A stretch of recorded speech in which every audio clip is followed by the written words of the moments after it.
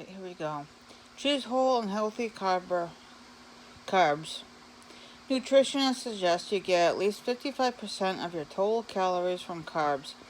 There are two kinds, complex and simple, and a healthy diet contains a lot more of the first kind than the second. Complex carbs, your body needs these important starches and fibers. You get them from grains, breads, pastas, and vegetables, like white or sweet potatoes, corn, and dried beans. It's important to remember that commercial processing removes a lot of nutrients and fiber. For better nutrition, choose whole grains and avoid foods made with white flour. When you're cooking vegetables, don't overdo it. Lightly sauteing or steaming is best. And to increase your fiber intake, eat the skins too. Simple carbs. These carbs, which are sugars, give you quick energy. Milk, fruits, and juices contain simple carbs. They bring nutrients like water, vitamins, minerals, and sometimes fiber to your table. Refined sugars found in soda, candy, desserts, and your sugar bowl is also a simple carb, but it doesn't have any nutrients, just a lot of empty calories. And when you eat sugar and rich desserts, you usually get a great deal of fat as well. You might be surprised how much refined sugar shows up in processed foods. It's in everything, from boxed cereals to jars of spaghetti sauce. When you're grocery shopping, read labels and avoid food that lists sugar among the first ingredients. Watch for words ending in os, which means sugar, or saccharide, or SACCHARIDE, meaning sugar units, and fats.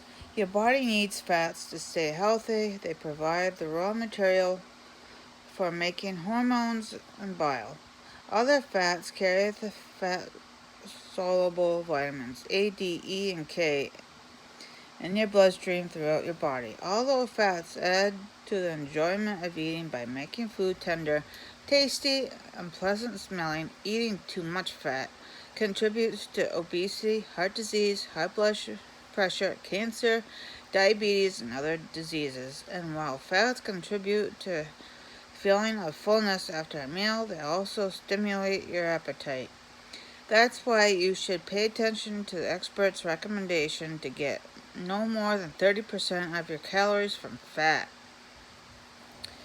Choose fats wisely. Almost all foods contain at least traces of fat. Nutritionists refer to fat as an energy-dense food. That's because 1 gram packs in 9 calories, while 1 gram of carbs or protein contains only 4.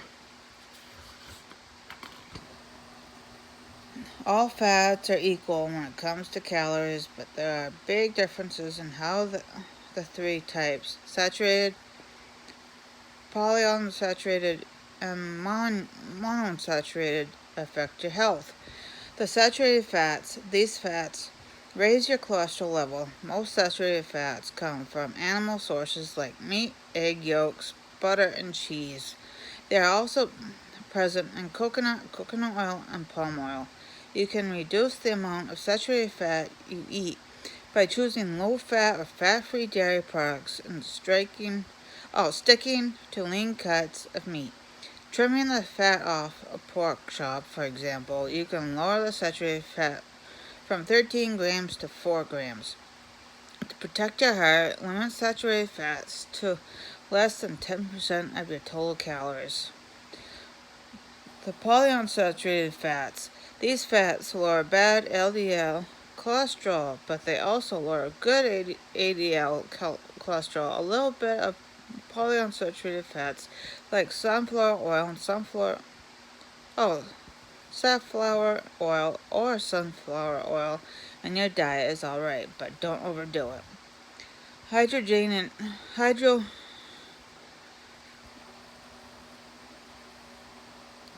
Vegetable oil, shortening, and margarines processed from polyunsaturated fats act like saturated fats in your bloodstream. The hotter a fat is at room temperature, the more harmful it is to your arteries.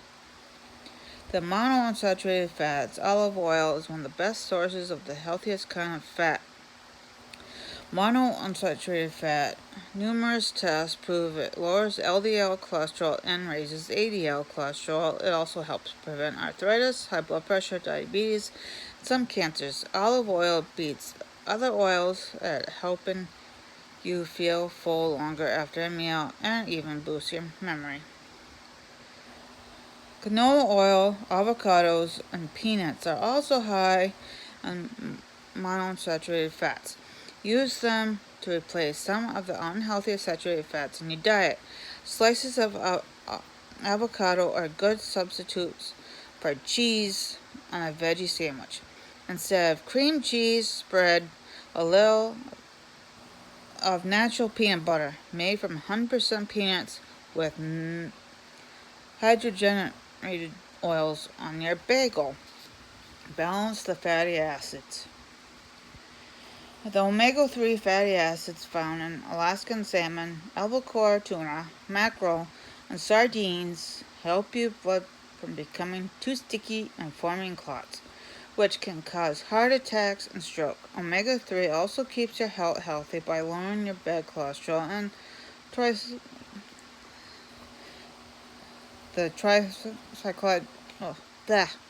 These cold water fish can also help protect you from diabetes, depression, cancer, and other diseases. The American Heart Association recommends eating 2 servings of fish, particularly these fatty fish, every week. Wheat, germ, walnuts, flax seeds, and dark green leafy vegetables also provide some omega-3, but not nearly as much as fish. Omega-6, another essential fatty acid, is much more abundant than omega-3 in the typical diet. Most people get 10 to 25 times more omega-6 from vegetable oils, meats, milk, and eggs than they do omega-3. Some health experts believe the balance between these two is more important than how much you get of either one. This may be particularly important if you have problems with chronic pain or depression. Lowering the ratio of omega-6 to omega-3 to somewhere between 4 to 1 and 10 to 1 could help you feel a lot better. Nutritionist Carl Germano, co-author of the book Nature's Painkillers with orthopedic surgeon William Cabot, says, it seems that you have nothing to lose and everything to gain by altering your diet to include more omega-3 fatty acids and fewer omega-6. If you have arthritis, fibromyalgia, or other chronic pain, Germano suggests you lower the ratio to between 2 to 1 and 4 to 1. You'll feel better and need fewer anti-inflammatory drugs. Fiber. Back in the 1940s, Dr. Dennis Brickett began to notice the importance of diet to good health. Working as a surgeon in East Africa, he rarely saw conditions like constipation, hemorrhoids, and appendicitis that were widespread in the Western world. He came to believe the amount of fiber or roughage people eat could explain why. Fiber is the part of fruits, vegetables, and grains your body can't digest. There are 2 kinds, both important in keeping you healthy. Soluble fiber dissolves easily in water and becomes a soft gel in your intestines. Insoluble fiber remains unchanged as it speeds up your food's trip through your digestive system. In his book, Eat Right, Stay Healthy and Enjoy Life More, published over 20 years ago, Brickett pointed out that people in developing nutritions tended to eat about 60 grams of fiber a day. In Western countries, the average amount was about 20 grams. Today, fiber intake is even lower. According to the National Institute of Health, Americans eat only 5 to 20 grams of fiber a day. If you're among these eating the lowest amounts, you fall far short of the recommended 20 to 35 grams. Many nutritionists believe you'd be healthier with the higher amounts Beckett recommended. 10 conditions you can fight with fiber. Bumping up the fiber in your diet can help you avoid these conditions or deal with them in a healthier way. Diabetes. Fiber helps improve the way your body handles insulin and glucose. That means you can lower your risk of diabetes by eating whole grains rather than refined carbohydrates.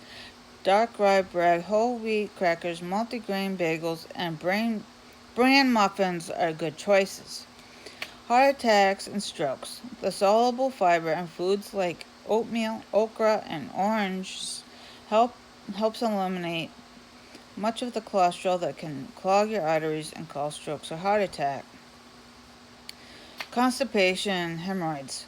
If fiber intake were adequate, laxatives would seldom be required, said Beckett.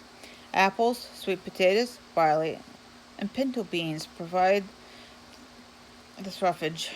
Beckett thought softage would be a better name for fiber because it keeps the stool moist, soft, and easy to eliminate. Or appendicitis. Keeping bowel content soft, said Beckett, seems to provide the best safeguard against the development of appendicitis. Treats like apricots and peaches are a tasty way to do this.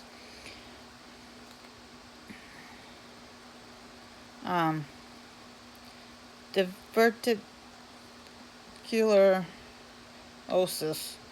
As your body processes fibrous foods like peas, spinach, and corn, it tones up your intestinal muscles. It helps prevent punches called diverticulosis, which can cause abdominal pain if they become inflamed. Weight gain. The best way to lose weight is to eat low-fat, low-calorie vegetables and grains. The more bulky, fiber-rich foods you eat, said Beckett, the less fat you will be consuming, and vice versa. And since the fiber swells, you'll feel satisfied faster. If you have room for dessert, choose fruits like plums and strawberries. Importance. You probably never imagined that navy beans, Brussels sprouts, and zucchini squash can improve your love life. But these fiber-filled vegetables help maintain strong blood flows to the penis by lowering your cholesterol and keeping your blood vessels unclogged. The beans, in addition, contain L-arginine, a protein that also helps improve potency. Cancer. Beckett believed a high-fiber diet defends against colon and rectal cancers in 2 ways. His cultural studies showed that more animal fat in a diet, the higher the incidence of bowel cancer. Eventually, he realized that more bulky, fiber-rich foods people eat, the less unhealthy fat they consume. Not only that, but a healthy portion of fiber speeds cancer-causing compounds out of the digestive system more quickly before they have a chance to make trouble. Even if experts debate how all this really works, anyone who loads their plate with whole grains, legumes, fresh fruits, and vegetables will say there's no arguing with natural success. Beckett also considered fiber a protector against other conditions like gallbladder disease or varicose veins and hiatal hernias.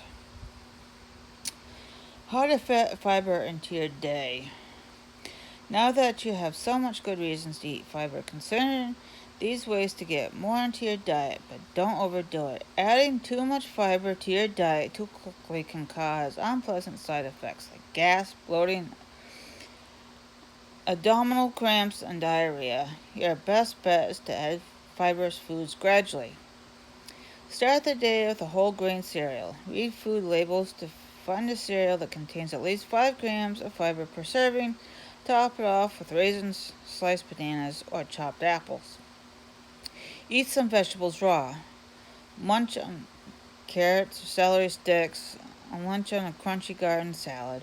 When you cook veggies, steam or saute them just until tender. Snack on fresh and dried fruits, and whenever possible, eat the skins of fruits and vegetables. That's where you'll find the most fiber. Substitute brown rice for white. With a switch, you'll triple the fiber. Try some less familiar unprocessed grains as well, like bulgur, couscous, or kasha. Add beans to soups and stews. Replace meat a couple of times a week with dishes like bean burritos or red beans and rice to prevent gas and bloating. Don't cook dried beans in the same water you soak them in.